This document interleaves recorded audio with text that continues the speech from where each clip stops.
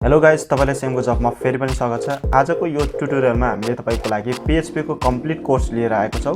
यानी कि यसमा हामी तपाईलाई स्क्रैच देखि एडभान्स लेभलसम्म जान्छौं र यसमा हामी धेरै भन्दा धेरै PHP को प्रोजेक्टहरु बनाउने छौं ताकि तपाईले रियल वर्ल्डमा पनि काम गर्न सकोस्। यदि तपाईको PHP प्रोग्रामिङ ल्याङ्ग्वेज चाहिँ फर्स्ट प्रोग्रामिङ ल्याङ्ग्वेज हो भने तपाईले म रिकमेन्ड गर्छु कि तपाईले HTML र CSS को बेसिक कन्सेप्ट भने पक्कै पनि सिक्नुस्, किनभने तपाईले जब HTML र CSS को बेसिक नलेज भयो भने PHP मा काम गर्न सजिलो हुनेछ। त्यसको लागि तपाईले कुनै पनि YouTube च्यानलमा जानु पर्दैन, तपाईले यही सेमको जब YouTube च्यानलमै HTML र CSS को कम्प्लिट ट्युटोरियल पाउन सक्नुहुन्छ, त्यहाँबाट सिक्न सक्नुहुन्छ। त्यसपछि यहाँ PHP मा जम्प गर्न सक्नुहुन्छ र हामीले कुनै पनि कोडिङ गर्दाखेरि त्यसमा हामीले एउटा कोड एडिटर चाहिन्छ र त्यो कोड एडिटर बिना हामी कुनै पनि प्रोग्रामिङ ल्याङ्ग्वेज रन गर्न सक्दैनौं, किनभने हरेक प्रोग्रामिङ ल्याङ्ग्वेजमा फरक आइडी हुन्छ र हामी त्यही युज गरेर चाहिँ हामीले कोड रन गर्छौं।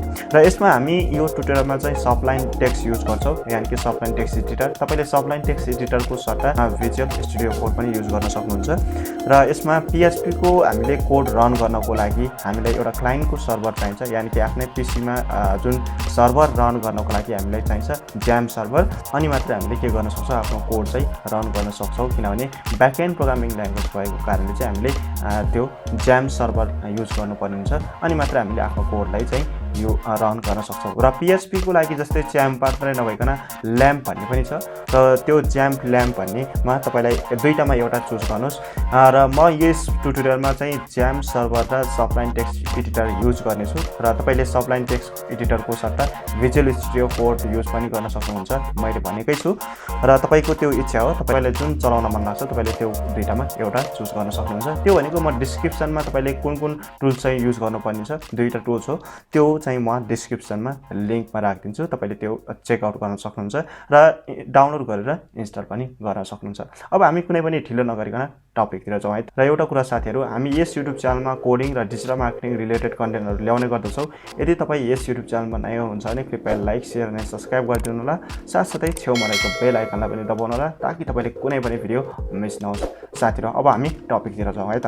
साथीहरु, अब हामी जाउँ एउटा कहानीबाट सुरु गर्छौं है त। PHP भनेको के हो भनेर। एक दिन मेरो घर परिवार सबैजना बाहिर जानुभयो। बाहिर जानु भइसकेपछि मलाई बाहिर जाने बेला चाहिँ आमाले के भन्नुभयो भने, बाबु खाजा खानु बनाएर भन्नुभयो, यानी कि भोक लाग्यो भने मलाई खाजा आफै बनाएर खानु भन्नुभयो। तर म अल्छी मान्छे, के गर्नु, खाजा बनाउन अल्छी लाग्यो। त्यसपछि मैले के गरे भने त्यो खाजा खाने टाइममा चाहिँ उता होटलमा गए र होटलमा मेरो चिन्ने दाइलाई चाहिँ मैले भने, दाइ मलाई 1 प्लेट चाउमिन बनाएर दिनुहोस् भनेर मैले भने। मैले अर्डर दिए, यानी कि दाइलाई मैले के गरे, रिक्वेस्ट गरे। र यसमा तपाईले देख्न सक्नुहुन्छ मैले रिक्वेस्ट गरिरहेको छु। त्यसपछि दाइले के भन्नुभयो, हुन्छ बाबु भनेर मलाई भन्नुभयो। त्यसपछि दाइले भित्र जानुभयो र काम गर्ने मान्छेलाई चाउमिन बनाउनु भनेर भन्यो। अनि भित्र काम गर्ने मान्छेले के हालेर चाउमिनहरु बनायो थाहा छैन मलाई। मैले आनन्द आफ्नो सुरमा बसिरहेको, यानी कि म चाउमिन कुरिरहेको थिएँ। र चाउमिन कुरिरहेको केही समयपछि अब यो दाइले चाहिँ चाउमिन रेडी पारेर मलाई ल्याउनु भयो चाउमिन, यानी कि मेरो खाजा आयो र मैले त्यो चाउमिनलाई अब खान पाएँ भनेपछि। तर मलाई त्यो चाउमिन जुन छ त्यो चाउमिन के कसरी बनायो भित्र भन्ने कुरा मलाई केही पनि थाहा छैन। जस्ट मलाई के आयो, रेडीमेड चाउमिन आयो भने जस्तै हो, यानी कि रेडी भएर चाउमिन चाहिँ आयो, मलाई अब खान पाएँ। PHP प्रोग्राम भनेको हामी सजिलैसँग कसरी बुझ्न सक्छौं भने यसमा हामीले पहिला रिक्वेस्ट गर्छौं, यानी कि यसमा क्लाइन्ट सर्भरमा क्लाइन्टले चाहिँ रिक्वेस्ट गर्छ भने सर्भरले के गर्छ, रेस्पोन्स दिन्छ, यानी कि रेस्पोन्स दिन्छ। तर कसरी, जुन चाउमिन हामीलाई दिएको छ दाइले त्यस्तै गरी यहाँ चाहिँ के हुन्छ भन्दाखेरि भित्र कोड के रन हुन्छ थाहा हुँदैन, हामीले जस्ट रिक्वेस्ट गरेको हुन्छ, उनीहरूले रेडी पारेर हामीलाई रेस्पोन्स दिन्छ। यानी कि हामीले मानौं, तपाईलाई डिटेलमा बुझाउँछु अहिले, एउटा मान्छेलाई सर्च गर्नु पर्यो, एउटा मानौं बिल गेट्सको बारेमा जान्नु पर्यो। बिल गेट्सको बारेमा जान्नु पर्दाखेरि चाहिँ हामीले बिल गेट्स भनेर सर्च गर्यो भने त्यहाँ धेरै कुराहरु चाहिँ शो गर्छ, यानी कि गुगलमा देखाउँछ। त्यसपछि हामीले के गर्छ, त्यसलाई क्लिक गर्छ अनि त्यसपछि डिटेल चाहिँ हामीले थाहा पाउँछौं बिल गेट्सको बारेमा के कस्तो भन्ने कुरा। त्यहाँ चाहिँ जे छ त्यो चाहिँ थाहा पाउँछौं। तर पछाडि ब्याकएन्डमा चाहिँ के कोड रन भयो हामीलाई केही पनि थाहा हुँदैन। अझै डिटेलमा हामी जान्छौँ। अब त्यसको लागि हामी के गर्छौँ भने यसमा पहिला म थ्योरिटिकल जान्छु। PHP को जुन फुल फर्म छ त्यो भनेको हाइपरटेक्स्ट प्रिप्रोसेसर भनेर भन्न सक्छौँ। र PHP भनेको स्क्रिप्टिङ ल्याङ्ग्वेज हो, यानि कि त्यो स्क्रिप्टिङ ल्याङ्ग्वेज चाहिँ कहाँ रन हुन्छ, सर्भरमा रन हुन्छ भनेर भनेको छ। र अर्को भनेको PHP भनेको त्यही सबैलाई थाहा भएको कुरा हो, सबैभन्दा पपुलर ल्याङ्ग्वेज हो। र इन्डियाको केसमा हेर्ने हो भने इन्डियामा पनि धेरैभन्दा धेरै युज भएको छ। र यदि वर्ल्ड वाइड हेर्ने हो भने हामीले सबैभन्दा बढी युज गर्ने फेसबुक, त्यो पनि PHP मै बनेको छ। र वर्डप्रेस जुन एउटा वेबसाइट सजिलैसँग बनाउन सकिने हामीले ड्र्याग एन्ड ड्रप गरेर त्यो भनेको हामीले के त वर्डप्रेसबाट बनाउन सक्छौँ। हामीले पोस्टहरू पनि गर्न सक्छौँ सजिलैसँग हरेक चिज।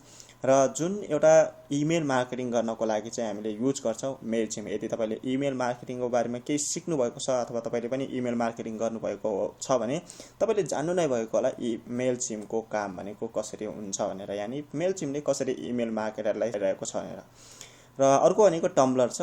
टम्ब्लर पनि PHP मा बनेको छ भने अर्को हाम्रो मेन भनेको बिगेस्ट प्लेटफर्म भनेको विकिपेडिया छ, जुन विकिपेडिया पनि हाम्रो PHP मै बनेको छ। भनेको तपाईँले देख्न सक्नुहुन्छ PHP भनेको धेरैभन्दा धेरै युज भइसकेको छ ठुलो ठुलो प्लेटफर्ममा। PHP हाम्रो ब्याकएन्ड प्रोग्रामिङ ल्याङ्ग्वेजमा युज गर्छ भने हाम्रो फ्रन्ट एन्डमा हामी के युज गर्न सक्छौँ, HTML CSS जाभास्क्रिप्टको हरेक चिज युज गर्न सक्छौँ। र हामीले एउटा रेस्पोन्सिभ वेबसाइट पनि बनाउन सक्छौँ। अरू धेरैमा डिपली जाँदैनौँ। जस्तै अब हामी जान्छौँ यसमा, तपाईँलाई म देखाउँछु यसमा PHP ले के गर्न सकिन्छ त। PHP ले के गर्न सकिन्छ भन्दाखेरि यसमा डाइनामिक वेब पेज चाहिँ जस्तै बनाउँछ, यानि कि डाइनामिक पेज कन्टेन्ट बनाउँछ। यसमा डाइनामिक र यसमा तपाईँले स्ट्याटिक भन्ने बुझ्नुपर्ने हुन्छ। स्ट्याटिक भनेको हाम्रो जुन HTML CSS र जाभास्क्रिप्ट युज गरेर चाहिँ बनाएको हुन्छ त्यो भनेको मेनली चाहिँ हाम्रो स्ट्याटिक हुन्छ। र डाइनामिक भनेको तपाईँको जुन रेस्पोन्स आउँछ नि, जुन रिक्वेस्ट गर्दाखेरि रेस्पोन्स आउँछ त्यो भनेको नै डाइनामिक हो। र PHP ले के गर्न सकिन्छ भन्दाखेरि यो कुनै पनि एउटा सर्भरमा भएको फाइललाई चाहिँ क्रिएट गर्नु पर्यो, ओपन गर्नु पर्यो, रिड गर्नु पर्यो, राइट गर्नु पर्यो अथवा डिलिट गर्नु पर्यो भनौँ, अथवा त्यो फाइललाई क्लोज नै गर्नु पर्यो भने पनि सजिलैसँग PHP को युज गरेर हामीले क्लोज गर्न सक्छौँ त्यो सर्भरमा भएकोलाई। र अर्को भनेको जुन पनि जस्तै डेटाबेसहरू हुन्छ त्यो डेटाबेसलाई पनि हामी PHP को युज गरेर चाहिँ के गर्न सक्छौँ, एड पनि गर्न सक्छौँ, डिलिट पनि गर्न सक्छौँ र मोडिफाई पनि गर्न सक्छौँ जुन PHP त्यो डेटाबेसमा भएको डेटाहरूलाई। र अर्को भनेको के त भन्दाखेरि डेटाहरू चाहिँ कलेक्ट सजिलैसँग हामी PHP को युज गरेर पनि गर्न सक्छौँ। र अर्को भनेको जुन यो कुकीजहरू चाहिँ सेन्ड गर्ने र रिसिभ गर्ने पनि काम हामीले PHP बाटै गर्न सक्छौँ। यो कुकीजको बारेमा तपाईँले थाहा छैन भने म थोरै जानकारी गराउँछु। जस्तै तपाईँले वेबसाइटहरूमा कुकीज एक्सेप्ट गर्नु भनेर तपाईँले त्यहाँ एउटा पपअपहरू आइरहेको हुन्छ, देखाइरहेको हुन्छ। त्यो किन भन्दाखेरि कुकीज जब हामीले एक्सेप्ट गर्छौँ कुनै पनि यदि तपाईँले एमाजोनको एक्सेप्ट गर्नुभयो भने एमाजोन कम्पनीले सबै डिटेल चाहिँ थाहा पाउँछ, तपाईँले कुन साइटमा चाहिँ अथवा कुन पेजमा चाहिँ भिजिट गर्नुभयो र तपाईँले कुन प्रडक्ट चाहिँ मन पराउनु भयो अथवा कुन प्रडक्ट चाहिँ तपाईँले धेरै सर्च गर्नुभयो भन्ने कुरा त्यो थाहा पाउनको लागि चाहिँ उनीहरूले कुकीज चाहिँ प्रयोग गर्छ। र तपाईँको इन्ट्रेस्ट अनुसार तपाईँलाई प्रडक्ट जस्तो टाइपको मनपर्छ, यानि कि तपाईँले जस्तो प्रडक्ट चाहिँ चुज गर्नुभएको छ त्यस्तै प्रडक्ट चाहिँ उनीहरूले के गर्छ, सो गराइदिन्छ तपाईँलाई हो। त्यसै कारण चाहिँ यो कुकीजले सबैभन्दा मेनली काम गर्ने भनेको त्यो हो।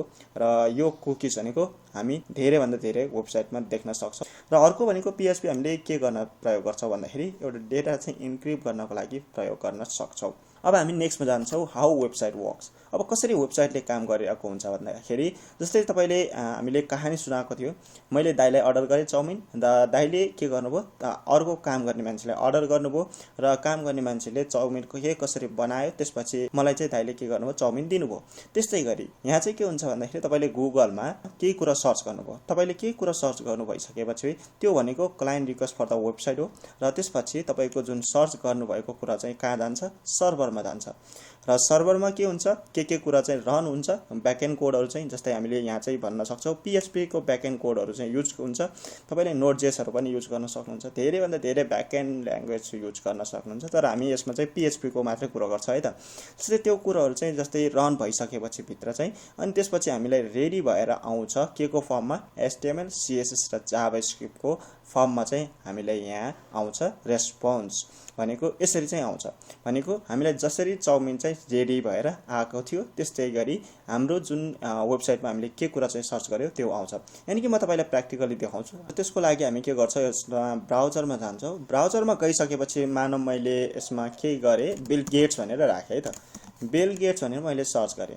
बिल गेट्स भन्ने मैले सर्च गरिसकेपछि अब मलाई के आउँछ, बिल गेट्सको बारेमा हरेक कुरा चाहिँ आउँछ। यानी कि बिल गेट्स भन्ने कुरा चाहिँ यहाँ तपाईँले देख्न सक्नुहुन्छ। बिल गेट्स भन्ने त कति छ भनेपछि यसमा हरेक कुरा चाहिँ मलाई के गर्यो, सर्भरले दिइरहेछ। भनेपछि सर्भरले के ब्याकएन्ड कोड चाहिँ रन गर्यो थाहा छैन, तर मलाई रिजल्ट चाहिँ आइरहेछ। भनेपछि मैले यसमा के गर्न सक्छु, सजिलैसँग यसरी एक्सेस गर्न पनि सक्छु। अनि त्यसपछि यसको डिटेल्स इन्फर्मेसन चाहिँ मैले सजिलैसँग बिल गेट्सको बारेमा मैले जान्न पाउँछु।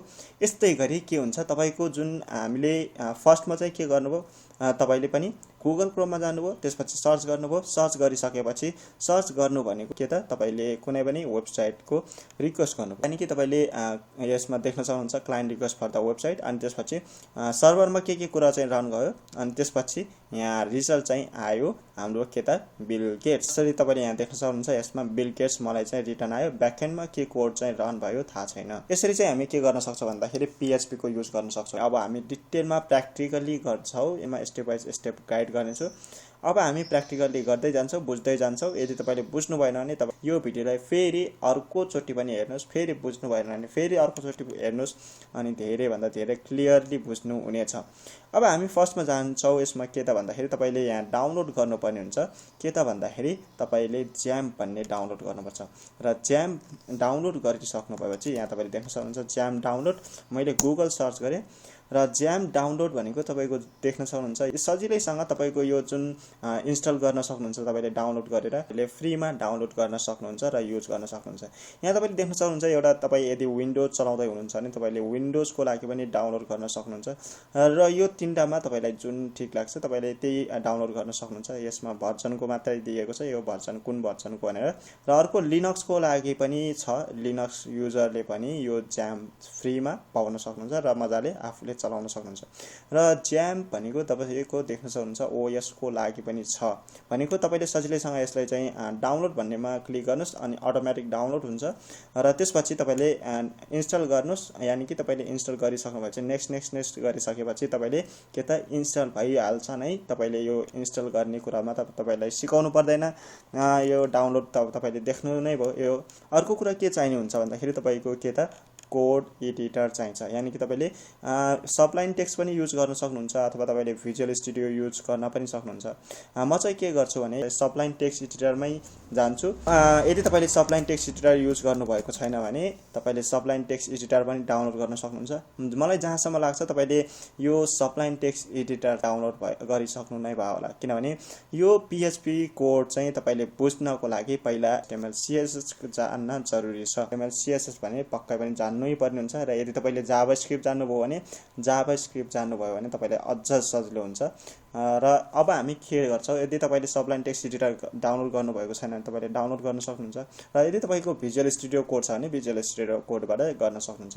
मेरो यो दुईटै छ, XAMPP पनि डाउनलोड गरिसकेको छु र इन्स्टल पनि गरिसकेको छु, र सबलाइन टेक्स्ट पनि छ।